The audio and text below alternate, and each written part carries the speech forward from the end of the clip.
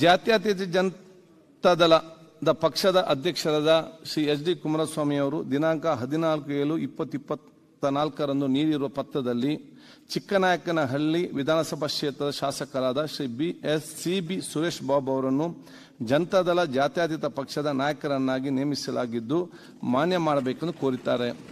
ಅದರಂತೆ ಶ್ರೀ ಸಿ.ಬಿ. ಸುರೇಶ್ ಬಾಬು ಅವರನ್ನು ಜನತಾದಳ ಜಾತ್ಯತೀತ ಪಕ್ಷದ ನಾಯಕರನ್ನಾಗಿ ಮಾನ್ಯ ಮಾಡಲಾಗಿದೆ ಎಂದು ಈ ಮೂಲಕ ಸದನದ ಗಮನಕ್ಕೆ ತರಲಾಗಿದೆ. ಜಾತ್ಯತೀತ ಜನತಾದಳದ ಪಕ್ಷದ ಅಧ್ಯಕ್ಷರಾದ ಶ್ರೀ ಎಚ್ ಡಿ ಕುಮಾರಸ್ವಾಮಿ ಅವರು ದಿನಾಂಕ 14/7/2024 ನೀಡಿರುವ ಪತ್ರದಲ್ಲಿ ಚಿಕ್ಕನಾಯಕನಹಳ್ಳಿ ವಿಧಾನಸಭಾ ಕ್ಷೇತ್ರದ ಶಾಸಕರಾದ ಶ್ರೀ ಸಿ.ಬಿ. ಸುರೇಶ್ ಬಾಬು ಅವರನ್ನು ಜನತಾದಳ ಜಾತ್ಯತೀತ ಪಕ್ಷದ ನಾಯಕರನ್ನಾಗಿ ನೇಮಿಸಲಾಗಿದ್ದು ಮಾನ್ಯ ಮಾಡಬೇಕೆಂದು ಕೋರಿದ್ದಾರೆ. ಅದರಂತೆ ಶ್ರೀ ಸಿ.ಬಿ. ಸುರೇಶ್ ಬಾಬು ಅವರನ್ನು ಜನತಾದಳ ಜಾತ್ಯತೀತ ಪಕ್ಷದ ನಾಯಕರನ್ನಾಗಿ ಮಾನ್ಯ ಮಾಡಲಾಗಿದೆ ಎಂದು ಈ ಮೂಲಕ ಸದನದ ಗಮನಕ್ಕೆ ತರಲಾಗಿದೆ.